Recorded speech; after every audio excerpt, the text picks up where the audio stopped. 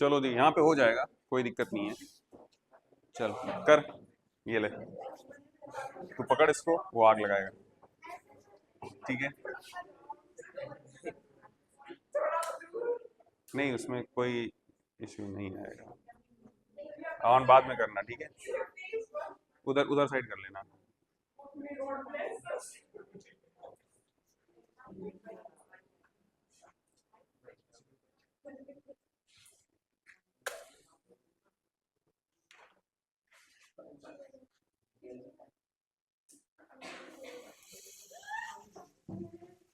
ये निकल रहा है, टेंजेंशियली दिख रहे हैं आपको ये?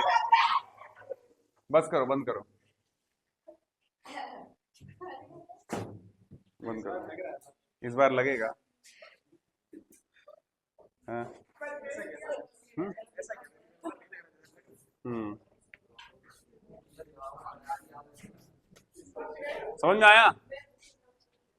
अगर स्ट्रेट लाइन मोशन है तो अगर वो लीव भी करेगा पाथ को तो it will remain in the straight line, तो टेंजेंशियली वो निकल के जाएगा। क्लियर है? और एक और सेटअप था, एक और चीज हम लोग देखने वाले थे कि if the thing is at rest it will try to remain at rest until an external force is not applied on it. ठीक है? So there is a concept of inertia of rest. तो हम लोगों ने देखा था क्या, इसमें अगर हम फंसा दें ये आलू, चलो भाई, है कोई ताकतवर? कौन है? पीयूष आओ, पीयूष करेगा फिर कुछ, ये ज्यादा टाइट है। हैं? अभी तो नीचे है ये, है ना? नीचे है, ठीक है। अगर मैं क्या करता हूं, हल्का हल्का ऊपर ऐसे देखो, क्या दे रहा हूं, दे रहा हूं ना, तो ये तो रेस्ट पर ही रहना चाहता है, लेकिन ये मोशन में आ रहा है। तो क्या हुआ, पहले तो यहां पे था आलू, धीरे धीरे ऊपर पहुंच गया। कैसे? जादू नहीं क्या लग गया यहाँ पे, फिजिक्स क्या लग रही है? Law of inertia. क्लियर हो गई बात ये? और धीरे धीरे धीरे धीरे ये आलू पूरा ऊपर पहुंचता चला जा रहा है। ठीक है, आ रही बात समझ में? ये है, समझ में आ रहा है कैसे ऊपर पहुंच रहा है? ये तो रेस्ट पर ही रहना चाहता है, बट पेचकस ये मोशन में आ रहा है। आई बात समझ में? हुआ ये एक्सपेरिमेंट?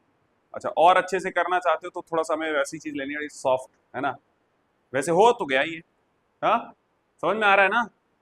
चलो, और आगे भी हम लोग देख लेंगे फिर, और कुछ एक्सपेरिमेंटल इससे सेटअप होंगे।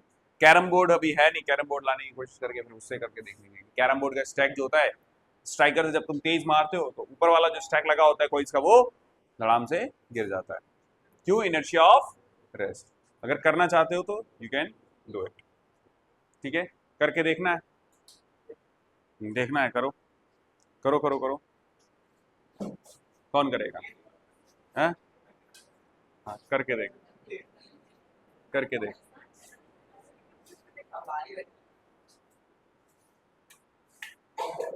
हाँ, देखो पूरा चढ़ गया।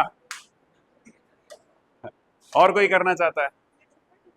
और कोई करना चाहता है? कोई गर्ल, लड़कियां, लड़कियां क्या एक्सपेरिमेंट? हाँ, नहीं करना? दीक्षा, हाँ, ये देखो, ये ऐसी होनी चाहिए लड़की। एक्सपेरिमेंट है तो ये देखो, ये देखो, हुआ? हाँ, हो गया, इजी है। हाँ, समझ में आया? हाँ, तो ठीक है, चलो आगे। आज का टॉपिक हम लोग पढ़ेंगे किसके बारे में? मोमेंटम के बारे में। किसके बारे में? Momentum. Write down the topic, write down the topic, momentum. Linear momentum.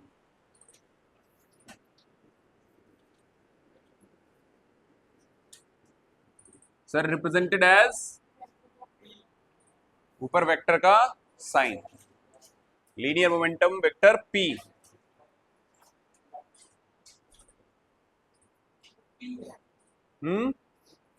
हाँ, P। Linear momentum, linear momentum vector, it's a vector quantity. कैसी क्वांटिटी है? Vector quantity.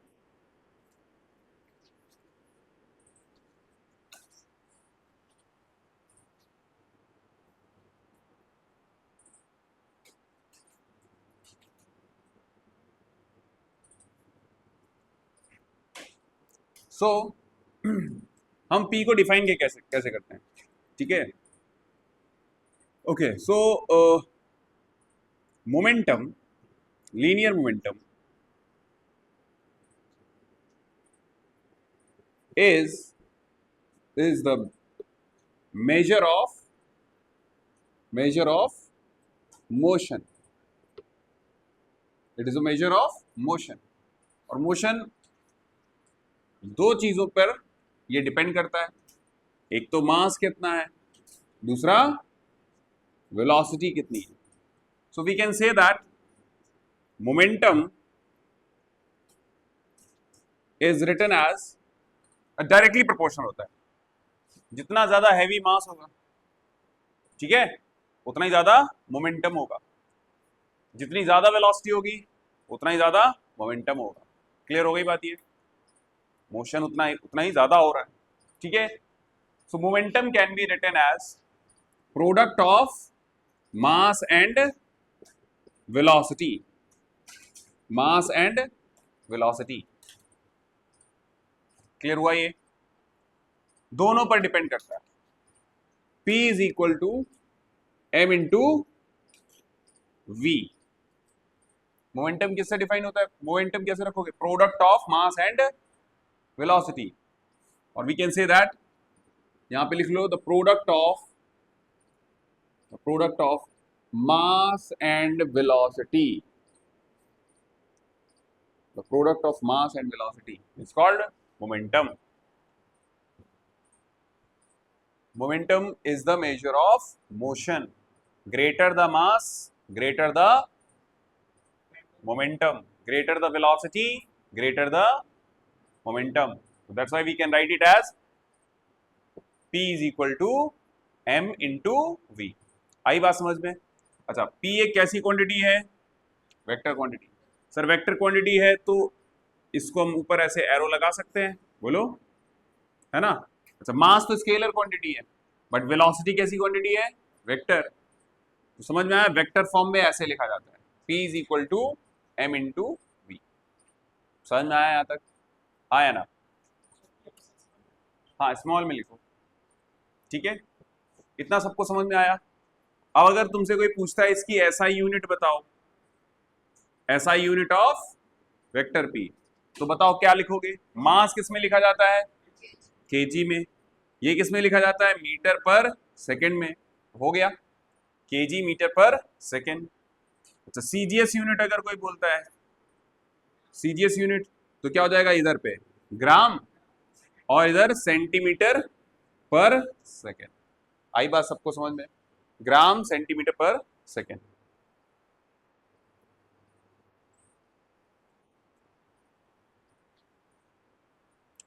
एक और है अदर यूनिट, और न्यूटन इंटू सेकेंड। क्या होती है? Newton into second. बट ये मैं आपको बाद में बताऊंगा। ये भी इसी की यूनिट है, मोमेंटम की, न्यूटन इंटू सेकेंड। बट कैसे, वो थोड़ा आपसे एक टॉपिक पढ़ाना पड़ेगा जिसको हम बोलते हैं इम्पल्स। अभी बताएंगे, सारी चीजें अभी पहुंच पहुंच नहीं करेंगे ना। बोलो, मोमेंटम का फॉर्मूला समझ में आया सबको?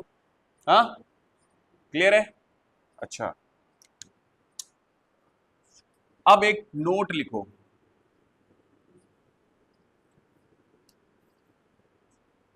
नोट लिखो। नोट क्या है?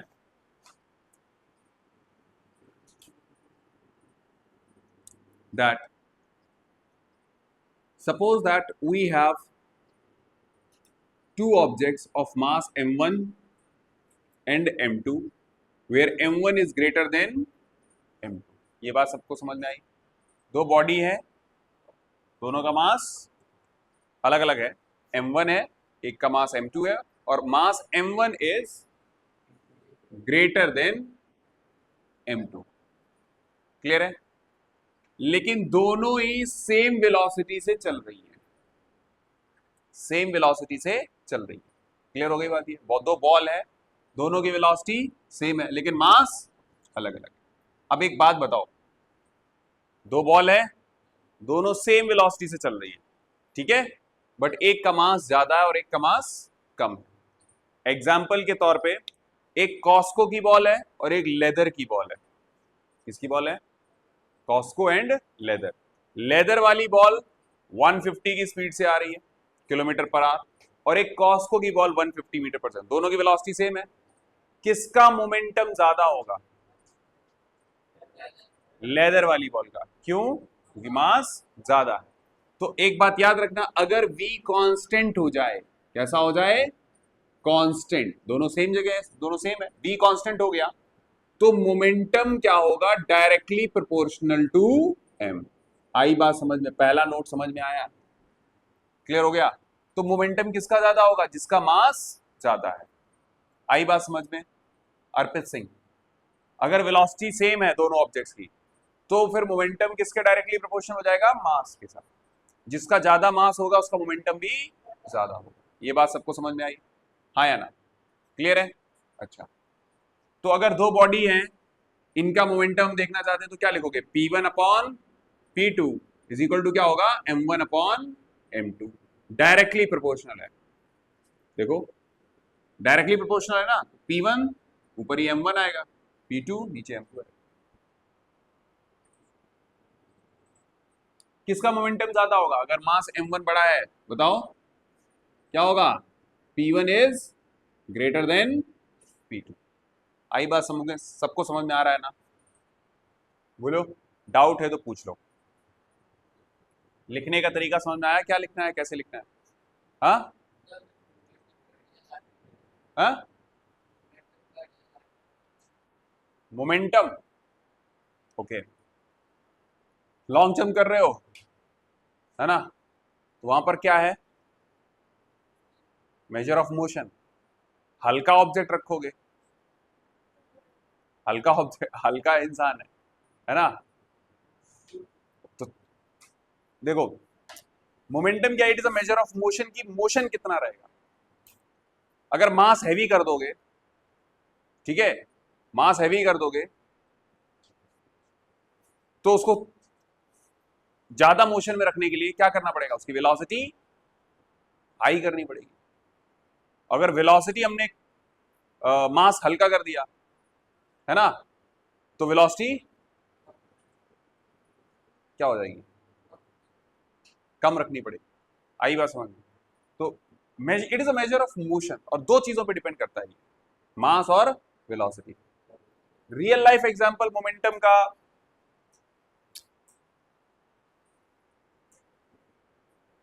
देखो चेंज होती है, वेलोसिटी चेंज होती है, अभी बताएंगे, थोड़ा दिमाग में आने दो भाई, कुछ ऐसे एग्जांपल्स आने दो तब मैं बताऊंगा आपको। दूसरा लिखो इसमें, मान लो कि अगर हमारे दोनों के मास बॉल के कैसे हो जाए? Same same, mass same same हो गए।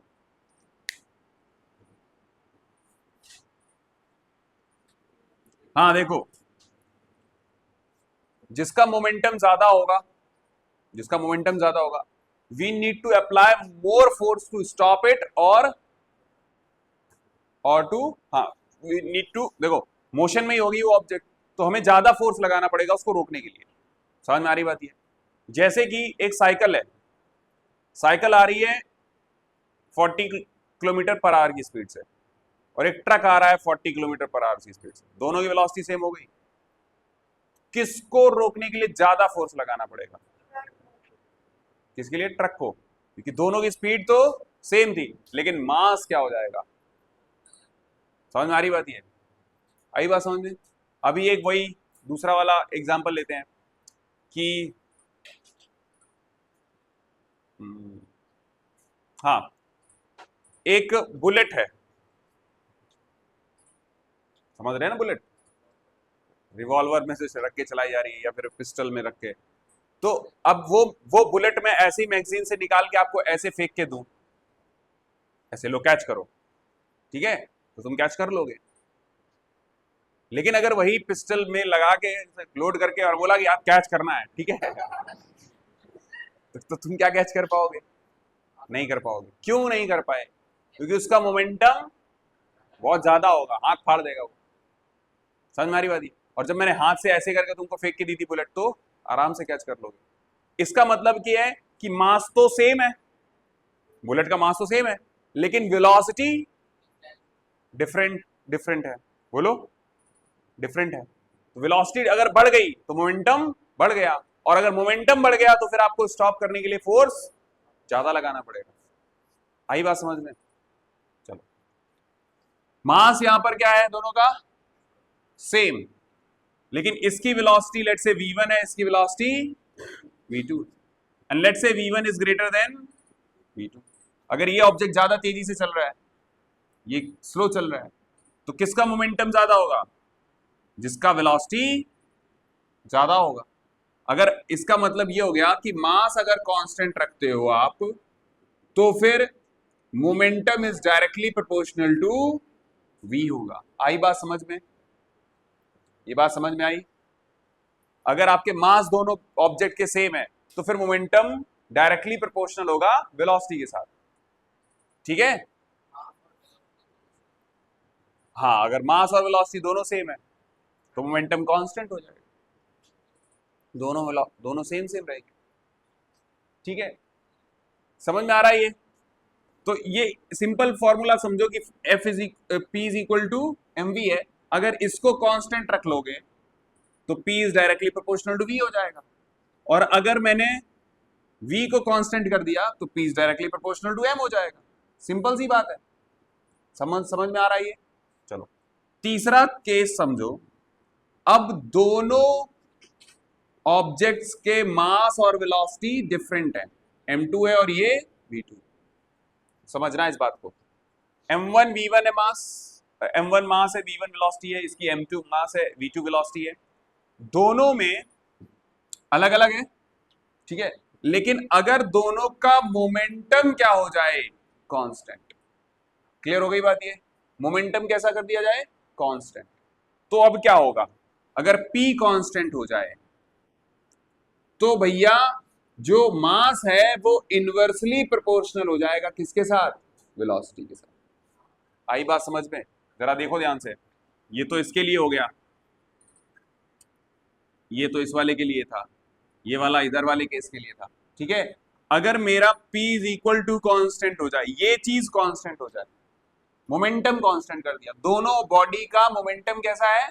सेम, कॉन्स्टेंट, ठीक है? तो हम कहेंगे कि mv is equal to constant, या फिर कहेंगे कि mass is inversely proportional to v, और we can say v is inversely proportional to m। उसकी वेलोसिटी ज्यादा होगी जिसका मास कम, इनवर्स रिलेशन रहेगा। आई बात समझ में? क्लियर हुआ ये? हाँ या ना? अगर मोमेंटम कांस्टेंट रखोगे तो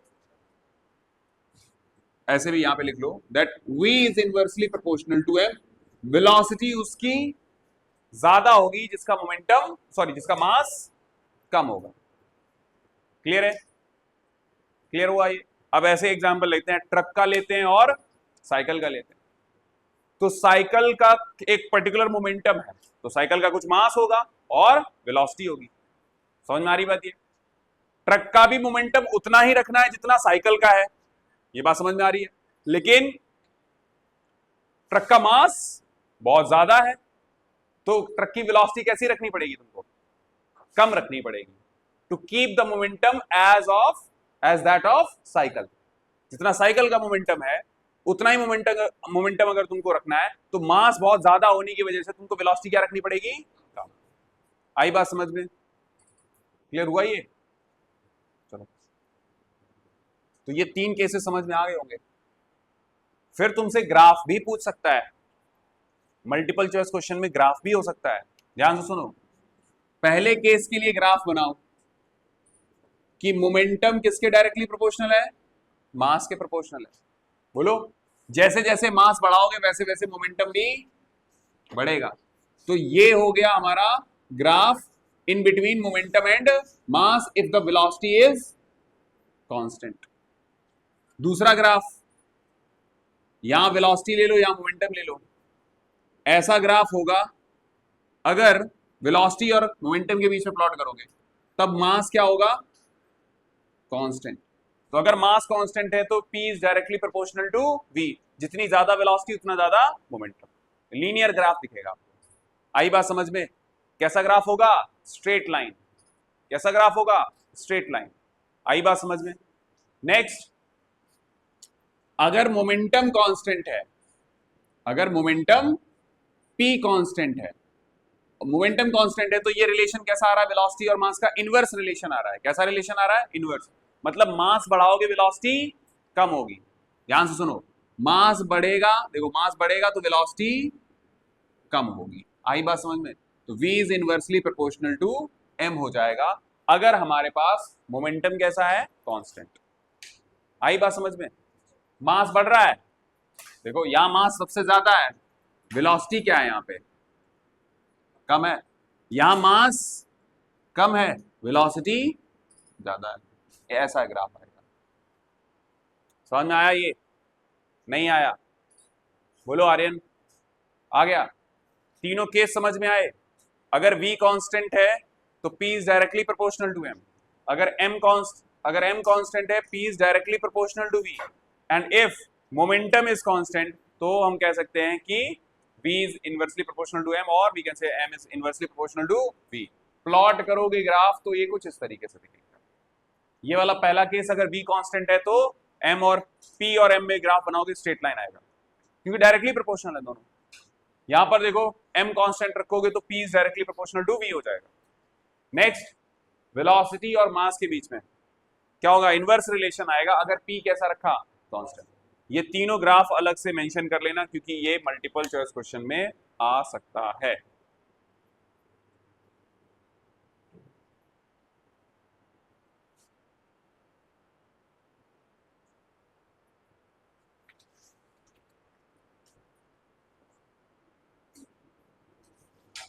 Okay, so there is a question.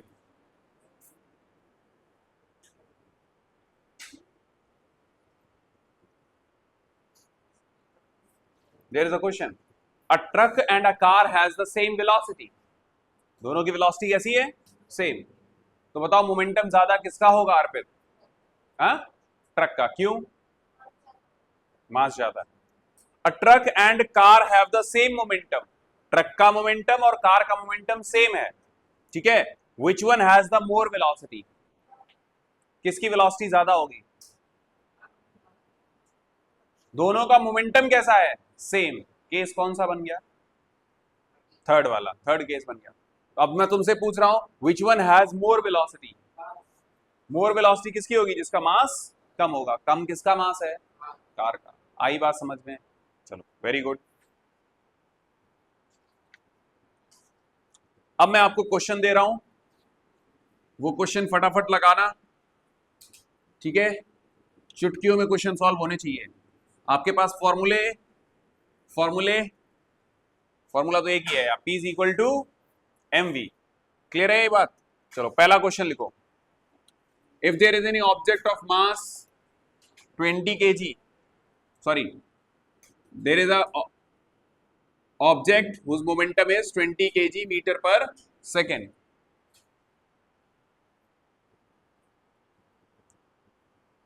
What is the momentum? Momentum of an object is this. What will be its momentum if its mass is doubled and the velocity remains the same? तो पहले momentum इतना है, clear है? Momentum दूसरा वाला बताओ, नया बताओ मोमेंटम, अगर हमने मास को क्या कर दिया? डबल। मास को कितना कर दिया? 2 टाइम्स। और वेलोसिटी को कर दिया कितना? Remains the same. तो V remains the same but mass is 2 times. तो अब बताओ नया मोमेंटम कितना हो जाएगा? पहले मोमेंटम इतना था। Momentum of an object is this. Calculate the new momentum if the mass is doubled and the velocity is same. बोलो अपूर्व, समझ में आ रहा है? नहीं आ रहा है, बोलो। नया मोमेंटम कैसे लिखोगे? New mass new velocity, new mass is 2 times of initial one, पहले जो था। न्यू वेलोसिटी सेम, तो 2 times m into V. m into V क्या था? पहले वाला मोमेंटम। पहले वाला मोमेंटम कितना था, बोलो? तो कितना आ जाएगा? 40 kg मीटर पर सेकेंड। तो नया मोमेंटम कितना हो जाएगा? तो ऑब्वियसली यहां पर क्या हुआ, मास डबल हुआ है, तो मोमेंटम भी क्या हो जाएगा? डबल हो जाएगा। आई बात समझ, क्योंकि वेलोसिटी तो सेम ही रखी। अगला question, the velocity is reduced to 1/3 of its original magnitude but the mass remains the same. दूसरा क्वेश्चन है, मोमेंटम बताइए, अगर मास सेम है, मास सेम है लेकिन वेलोसिटी क्या कर दी है? 1/3 that of the initial one. चलो अब करके दिखाओ।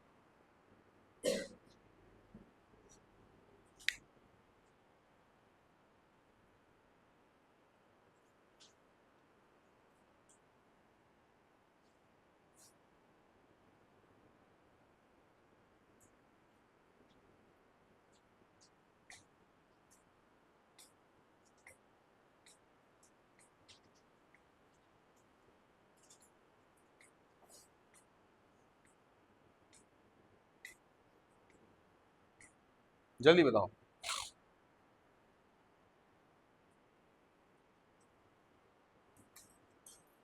अभिमान, नया मोमेंटम कैसे निकालोगे?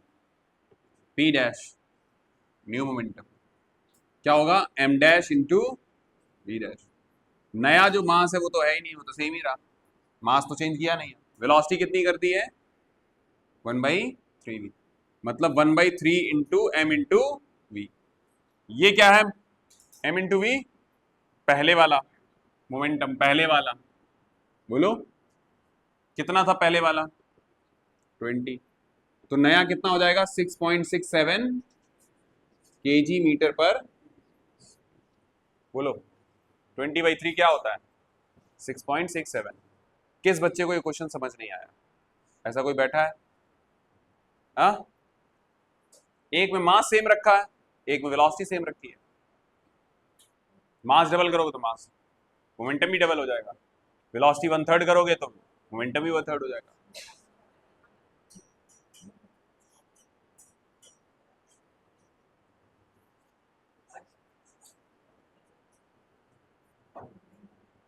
समझ में आ गया? Very good. Calculate the momentum of the motor car. Next question, calculate the momentum of a motor car of mass. Question है, अगर तुमको मास दे रखा है कार का 800 kg, moving with the velocity of 10 metre per second. चलो velocity है 10 metre per second, फटाफट बताओ मोमेंटम क्या होगा?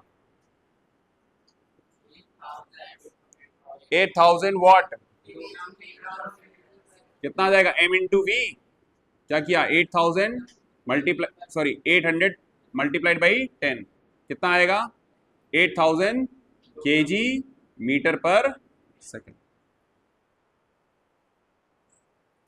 चलो नेक्स्ट क्वेश्चन, सपोज करो एक लड़की है, क्वेश्चन 2 क्वेश्चन 3, एक लड़की है 65 kg girl driving a 535 kg car at constant velocity 11.1 metre per second. Mass of girl is 65 kg, mass of car is 535 kg, ठीक है। and she is driving the car at constant speed of, the speed of car is 11.5 metre per second, ठीक है। Calculate the momentum of girl car system, momentum निकालो। तो क्या करना चाहिए? Total mass multiplied by the velocity, यही तो होगा। मोमेंटम निकालने का क्या तरीका है? Mass into velocity. तो क्या करोगे, बोलो? मोमेंटम इज इक्वल टू क्या हो जाएगा? मास of girl plus mass of car multiplied by the velocity. कितना आ जाएगा ये? हाँ, अरे भैया ये बता ना, 65 प्लस 5 35, क्या बनेगा? दिस विल बिकम 600 इंटू 11.5, तो क्या बनेगा ये 201,150 इंटू 6, कितना बनेगा ये 6,900। आगे क्या लगेगी यूनिट, बोलो kg metre per second, without unit मत लिख के आना। समझ में आया ये, बोलो जी। Question number 4, question number 4, momentum of mass of bullet is, mass of bullet is 75 gram. कितने ग्राम की बुलेट है, 75 ग्राम बुलेट, और इसका मोमेंटम तुमको दे रखा है 9 केजी मीटर पर सेकेंड। कितना है, तो momentum of this bullet of mass 75 gram, momentum कितना है 9 KG metre per second. What is the velocity of bullet, देखो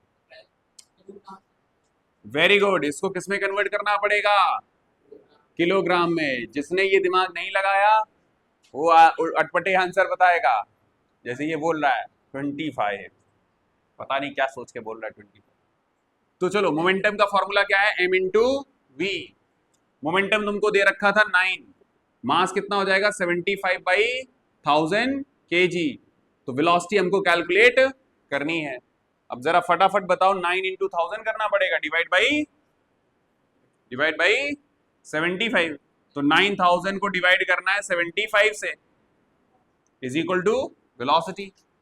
अब बताओ जरा कैसे करोगे, तो इसको ऐसे कर लेते हैं, 9 इंटू 1000 ही रखते हैं, डिवाइड बाई 75, 25 3 जार जाएगा, बोलो, एंड 25 4 जार, 3 जार 9, तो वेलोसिटी कितनी आ गई 120, क्योंकि हमने सारी चीजें हमने किसमें लिखी थी, यहाँ पे मीटर पर, देखो 9, ये 9 जो लिखा है वो किसमें लिखा होगा, केजी मीटर पर सेकेंड में, तो केजी से तो केजी कट गया, तो वेलोसिटी किसमें आएगी, मीटर पर सेकेंड में। तो आंसर क्या है इसका, 120 मीटर पर सेकेंड से बुलेट जाएगी। क्लियर हो गई बात ये।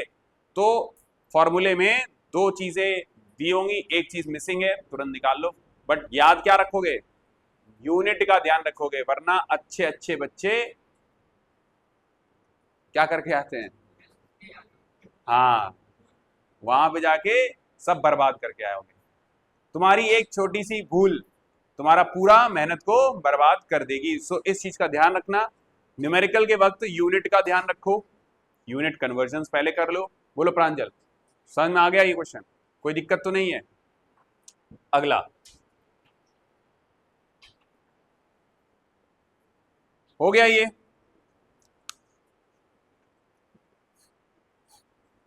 चलो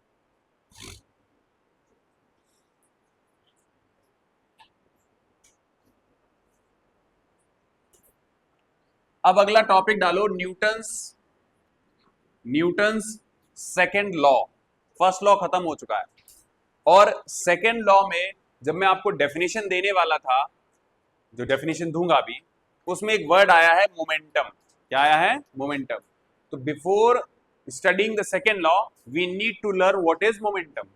आई बात समझ में, क्लियर हो गई बात ये। जैसे फर्स्ट लॉ ऑफ न्यूटन आपने पढ़ा था, तो उसमें क्या आया था, इनर्शिया वर्ड आया था, है ना, तो हमने इनर्शिया पहले पढ़ लिया था। In the same way next Newton second law में एक वर्ड है rate of change of momentum. तो मोमेंटम क्या था आपको पता चल चुका है ना, क्या होता है momentum, product of mass and velocity. Clear हो गई बात ये। उसके तीनों ग्राफ समझ में आ गए, केसेस तीनों समझ में आ गए थे, कुछ न्यूमेरिकल भी लगा लिए हैं, यूनिट का भी पता है आपको। अब लिखो Newton's second law, Newton's second law देखो, अकॉर्डिंग टू दिस लॉ,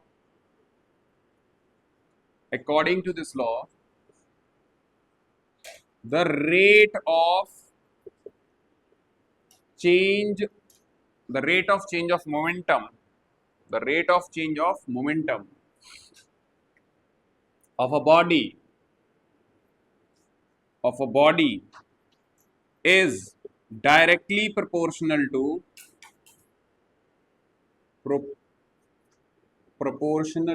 हाँ the applied force,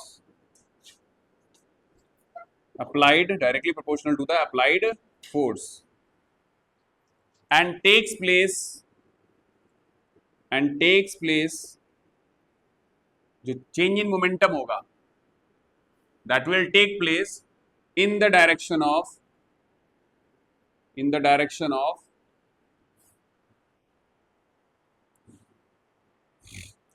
of applied force, ये होगा।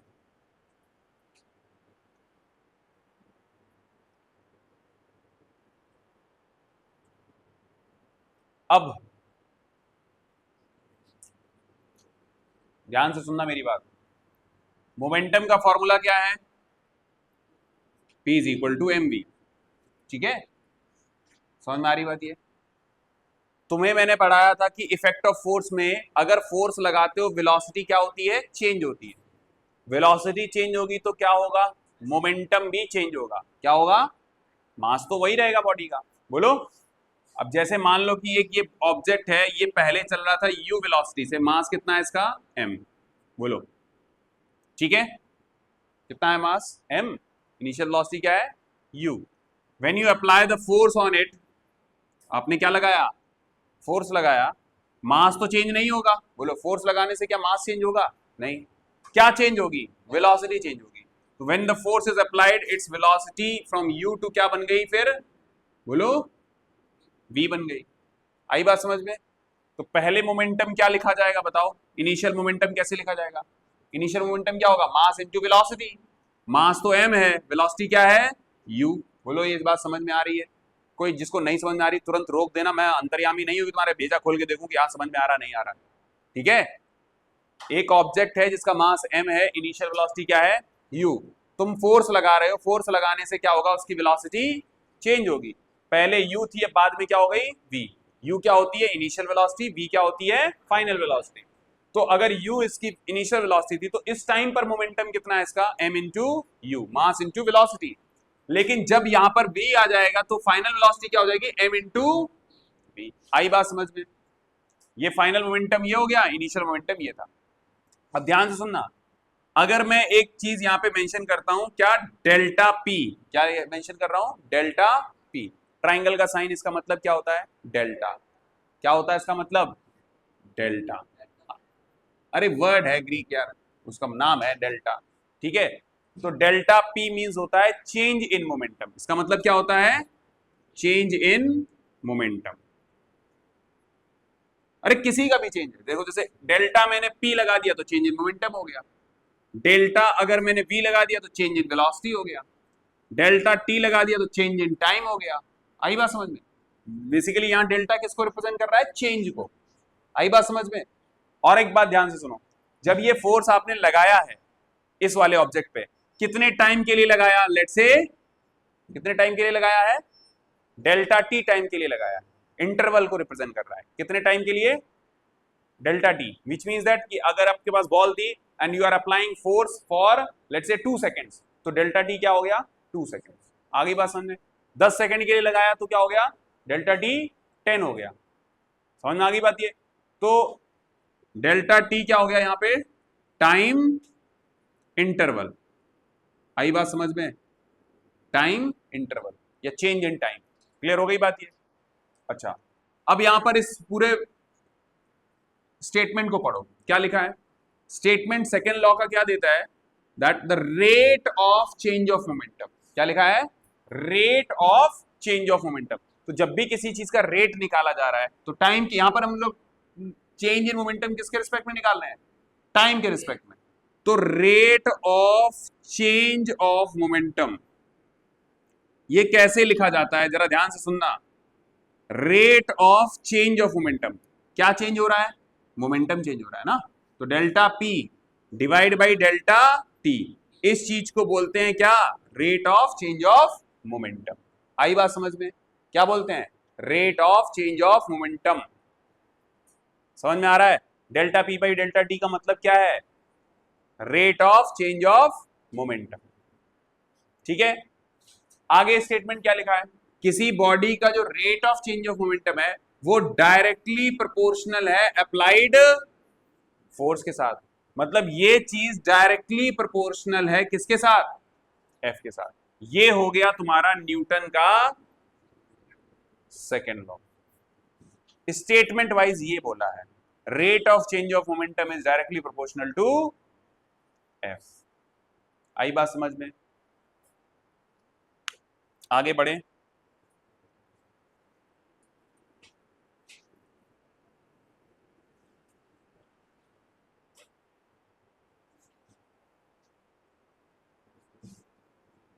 Rate of change of momentum,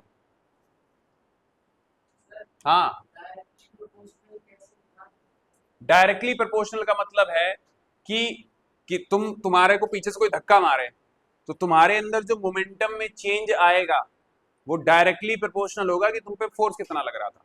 अगर तुम पे ज्यादा फोर्स लग रहा होगा तो तुम्हारा मोमेंटम भी ज्यादा चेंज होगा। आई बात समझ में?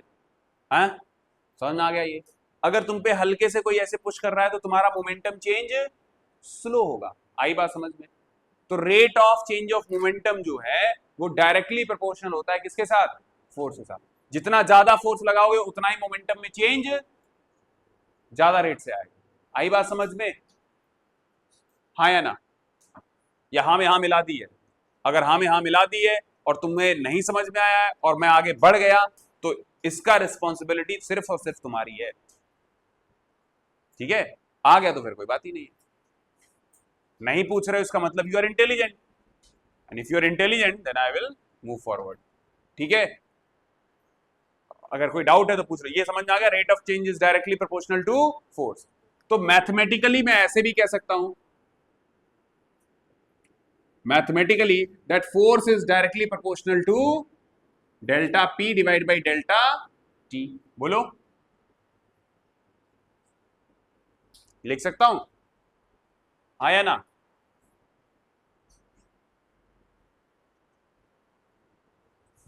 अच्छा, अब जरा यहां पर देखो, यहां पर मास m था, इनिशियल वेलोसिटी u थी, तो initial momentum m into U, final momentum क्या हो गया? m into V. Delta T time, let's say कितने टाइम के लिए आपने लगाया था? चेंज इन टाइम इंटरवल कितना है? लेट से टी टाइम के लिए। ठीक है? टी टाइम मतलब 10 सेकंड्स के लिए या 3 सेकंड या 4 सेकंड 5 सेकंड जैसा भी जो भी होगा टाइम इंटरवल। ठीक है? डेल्टा टी की वैल्यू कितनी ले ली है? T seconds. ठीक है? तो चेंज इन मोमेंटम जरा ध्यान से सुनना, कैसे लिखा जाएगा? Directly proportional to. Change in momentum कैसे लिखा जाएगा? Final minus initial. और डेल्टा टी कितना हो गया? क्या हो गया? टी। आई बात समझ में? बोलो, चेंज कैसे लिखा जाएगा? डेल्टा पी कैसे लिखा जाएगा? फाइनल में से क्या माइनस कर दो? इनिशियल। तुम्हारे अंदर प्रोग्रेस हुआ है, तुम्हारे अंदर कुछ चेंज हुआ है, तो मैं कैसे निकालूंगा? फाइनल मार्क्स, जो फाइनल में मार्क्स आए, और पहले कितने आ रहे थे? चेंज। यही तो करोगे, final minus initial, then you will see the change. तो चेंज अगर वो पॉजिटिव आ रहा है तो ग्रोथ है, नेगेटिव आ गया तो मतलब तुम्हारा डाउनफॉल हुआ है तुम्हारा। आई बात समझ में? चेंज इन मोमेंटम कैसे लिखा जाता है? Final minus initial. Delta T मतलब टाइम इंटरवल कितने सेकंड्स था? टी सेकंड्स था। इतना समझ में आया? बोलो। अब एक काम करते हैं, फाइनल मोमेंटम का मैंने एक्सप्रेशन आपको बता दिया है, कितना होता है? बोलो, फाइनल मोमेंटम कैसे लिखा गया है? F is directly proportional to m into v minus m into u divide by t। ये समझ में आया? नहीं आया? आ गया? फाइनल। अरे हाँ, मैं तुम लोग, पता है तुम लोग बोलते नहीं हो। मोस्टली क्लास क्या होती है, जब टू वे लर्निंग होती है ना, तो उसमें मजा आता है, पढ़ाने में मजा आता है। तुम लोगों को ऐसा लग रहा है कि मैं एक एक बच्चे से भी पूछूं, समझ में आया, समझ में आया, समझ में आया, समझ में आया, समझ में आया। इफ पूरी क्लास रिसाइट करती है then it is a active class. तो जो सो भी रहे होंगे ना वो भी जाग जाएंगे, और मुझे ऐसे डाउट लगता है। अदरवाइज फिर मैं अपने फ्लो में पढ़ाता चला जाऊंगा, फिर तुम कहोगे आज की क्लास मुझे समझ ही नहीं आई, आज की क्लास समझ ही नहीं आई। क्योंकि जरूरी थोड़ी ना है कि 20-25 बच्चे पढ़ रहे हैं उनमें से 20 के 20 को समझ में आ गया होगा, कुछ को नहीं भी आया होगा, लेकिन वो ओवर द प्रेशर बोलते नहीं है। और ये सबसे बड़ी गलती है, वो भी तुम्हारी है, और तुम इसका खामियाजा जो है ना वो भुगतोगे बाद में, कि वो समझ ही नहीं आया, सर वो टॉपिक फिर से बता दो। ये बात ध्यान रखना, मैं पढ़ाता चला जाऊंगा यहाँ पे, ये एक एक स्टेप समझ में आ रहे हैं? अगर नहीं आ रहे रोक देना, टोक देना, अदरवाइज मैं नहीं यहां पकड़ पकड़ के बोलूंगा हाँ भाई बच्चा समझ में आया क्या, ठीक है, वो तुम्हारी जिम्मेदारी थी, ठीक है। अदरवाइज फिर बाद में पूछोगे बता तो मैं तब भी दूंगा, तुम बोलो सर मेरी कॉपी बताओ, मैं तुम्हारी कॉपी पे बता दूंगा, लेकिन गुस्सा आएगा उस टाइम मुझे भी, तब तू क्या कर रहा था जब मैं क्लास में पढ़ा रहा था, तब नहीं पूछ पा रहा था, ठीक है। और घर पे प्रैक्टिस करते रहना, ये डेरिवेशन है एक तरीके से, rate of change of momentum से F is equal to M A prove करो कैसे आया है, फोर्स जो होता है मास इनटू एक्सेलरेशन कैसे होता है। अब बताओ ये चीज समझ में आ गई?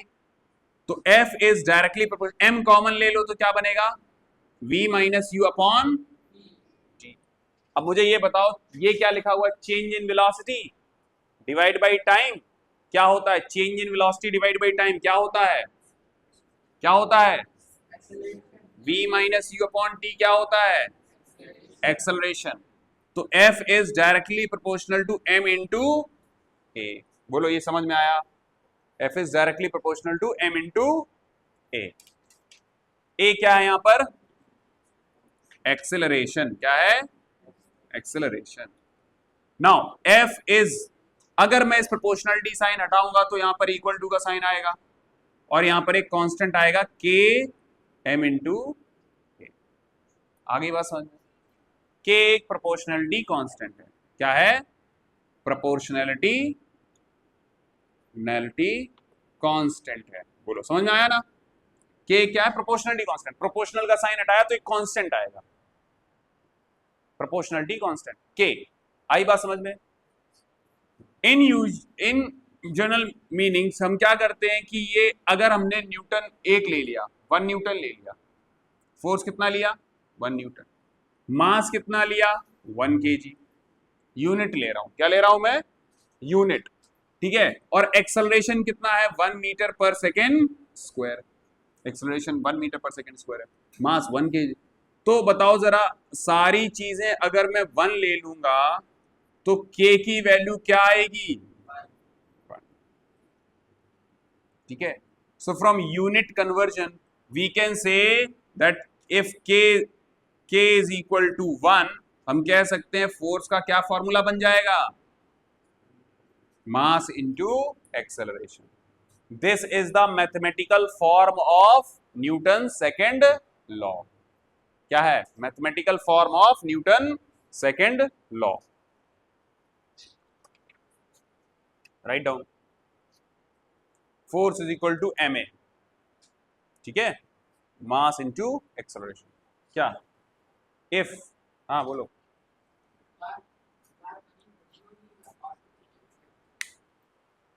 नहीं ऐसा हमने माना है कि k की वैल्यू हम 1 लेंगे, तो 1 लेंगे कब, जब सारी चीजें यूनिटी कंसीडर करेंगे। जब फोर्स 1 न्यूटन लगाया 1 kg मास पर और एक्सेलरेशन कितना आ रहा है 1 मीटर पर सेकंड स्क्वायर, तो k की वैल्यू क्या आ गई फिर 1। हाँ तो फिर वो फोर्स भी है उसी तरीके से लो। अरे k की वैल्यू हम लोग एक्सपेरिमेंटली क्या कर रहे हैं 1 लाने की कोशिश कर रहे हैं ताकि हमारा formula F is equal to ma ही निकले। फोर्स 2 चीजों पे डिपेंड कर रहा है, मास और एक्सेलरेशन पे, तो फिर k की डिपेंडेंसी हटानी है, वहां पे पता चलेगा k भी कोई एक फैक्टर आ चुका है, वो तो कांस्टेंट रहना चाहिए ना। कांस्टेंट रहने का मतलब समझ रहे, प्रोपोर्शनलिटी कांस्टेंट मतलब हमेशा उसकी वैल्यू क्या आनी चाहिए, फिक्स्ड वैल्यू आनी चाहिए। और फिक्स्ड वैल्यू हमने मान ली कि अगर ये सारी चीजें 1 ले लो तो हम इसकी फिक्स्ड वैल्यू क्या ले लेते हैं 1। आई बात समझ में? टाइम जाना है क्या, क्या एक्सेलरेशन, हाँ, अगर रिटार्डेशन है तो ये नेगेटिव होगा, नेगेटिव होगा मतलब फोर्स उल्टी डायरेक्शन में लग रहा है। आगे आएंगे उस सब चीजों पे आएंगे, अभी ये समझ में आया न्यूटन सेकेंड लॉ क्या होता है, rate of change of momentum is directly proportional to the force. और उस एक्सप्रेशन से, इस एक्सप्रेशन से rate of change of momentum is directly proportional to F, और फिर हम इससे यहां पे आए और इस रिलेशन से पूरा डेराइव करते हुए यहां तक आना। This is the derivation of force, relation of force with the acceleration and mass. तो मैथमेटिकल फॉर्म डेराइव करने के लिए, डिड्यूस करने के लिए आ सकता है, आना चाहिए आपको। क्लियर हो गई बात ये? हाँ हाँ, ये अरे है ही कितनी step, change in momentum v final minus v initial divide by T, mv minus mu divide by T, m common ले लिया v minus u divide by T, उसकी जगह एक्सेलरेशन आ गया, प्रोपोर्शनलिटी साइन हटाया, k आया, k का भी वैल्यू 1 ले ली, f is equal to m हो गया। कितना है, घर पे जाके यहाँ 1.5 घंटा पढ़ो, घर पे जाके फिर 1.5 घंटा पढ़ लो उसी पर्टिकुलर चैप्टर को, हो जाएगा। लेकिन तुम ये खोल के ही ना देखो कि आज हम करके क्या आए हैं वहां पे। अरे बैठो अभी थोड़ी देर, बैठो भाई। क्या 10th का बैच 9:30 बजे से, उनको टाइमिंग अलग डाल दी थी मैंने, तुम जल्दीबाजी में क्यों रहते हो। चलो आगे बढ़े, ये चीज समझ में आ गई। अब write down unit of force. तो force is equal to M a समझ में आ गया सबको? हाँ, फोर्स इज इक्वल टू क्या होता है, बोलो, मास टाइम्स एक्सेलरेशन, ये फोर्स का रिलेशन हो गया। ठीक है, mathematical form of Newton second law. अब हाँ जी, unit of force, unit of force क्या है? यूनिट, एसआई यूनिट की अगर बात करें तो क्या है, क्या है, न्यूटन। याद रखना, अगर आप न्यूटन का सिर्फ एक लेटर ले रहे हो तो कैपिटल ले लेना, अगर न्यूटन पूरा लिख रहे हो तो फिर पूरा क्या लिखोगे, स्मॉल।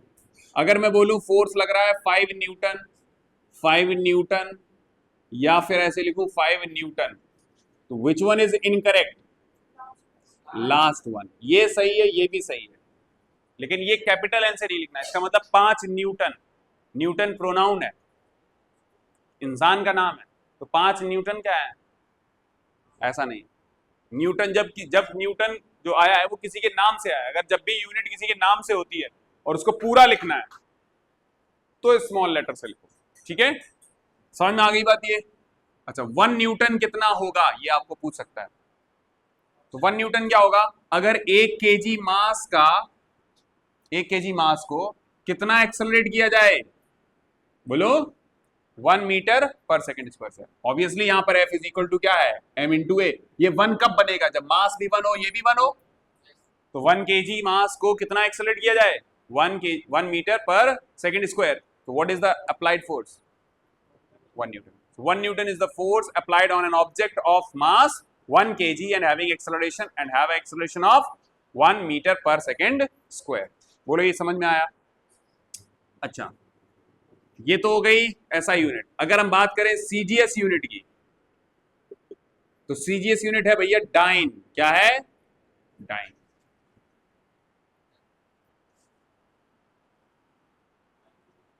हाँ, एक मिनट,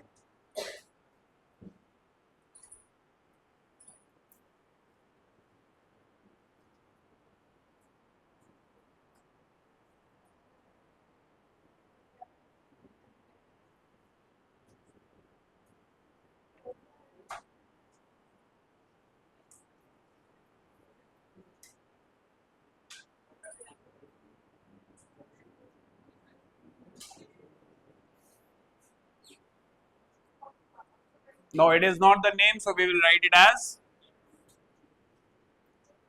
dyne। ठीक है, dyne is the smaller unit of force. अब ध्यान से सुनना, 1 डाइन कितना होगा, अगर 1 ग्राम मास है, कितना ग्राम है, 1 ग्राम, और उसमें जो एक्सेलरेशन हो रहा है वो कितना हो रहा है, 1 centimetre per second square, then we can say that the force applied is 1 dyne. कितना था, 1 डाइन। अब तुमसे मैं पूछता हूं कि 1 न्यूटन और डाइन में कन्वर्जन करके दिखाओ कितना होगा। अब ध्यान से सुनना, कन्वर्जन याद रखना, एक कन्वर्जन, 1 न्यूटन को डाइन में कन्वर्ट करेंगे तो 1 Newton is equal to 1 kg into 1 metre per second square होता है, बोलो। अच्छा, 1 केजी में कितना ग्राम होगा, क्योंकि डाइन में जाना चाहते तो आपको ग्राम में लाना पड़ेगा, तो ग्राम कितना हो जाएगा 1000, ठीक है। मीटर किस में हो जाएगा, सेंटीमीटर में, तो सेंटीमीटर में कितना आता है 100। यहां आ गया ग्राम सेंटीमीटर पर सेकेंड, बोलो समझ में आया, नहीं आया तो ऐसे देखो, यहाँ ग्राम हो जाएगा और यहाँ पे हो जाएगा 100 centimetre per second square. Metre को कन्वर्ट कर दिया और ग्राम केजी को कन्वर्ट कर दिया। अब जरा ध्यान से देखो यहाँ पर क्या बनेगा, 10 टू द पावर 1 2 3 4 5, कितना आ गया 10 टू द पावर 5। यूनिट क्या है, gram centimetre per second square. अब जरा ध्यान से देखो, gram centimetre per second square किसका है, क्या बोला जाता है, डाइन बोला जाता है, डाइन। तो इसकी जगह क्या लिख दोगे, 10 टू द पावर 5 डाइन, ठीक है। 1 न्यूटन इज इक्वल टू, राय याद रखना कितना होता है, 10 to the power 5 dine.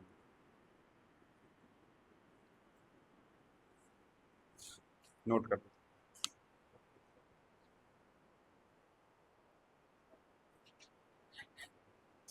Time हो गया, 9th के बच्चे आ गए, चलो तो फिर जाओ, उनको जल्दबाजी ज्यादा रहती है।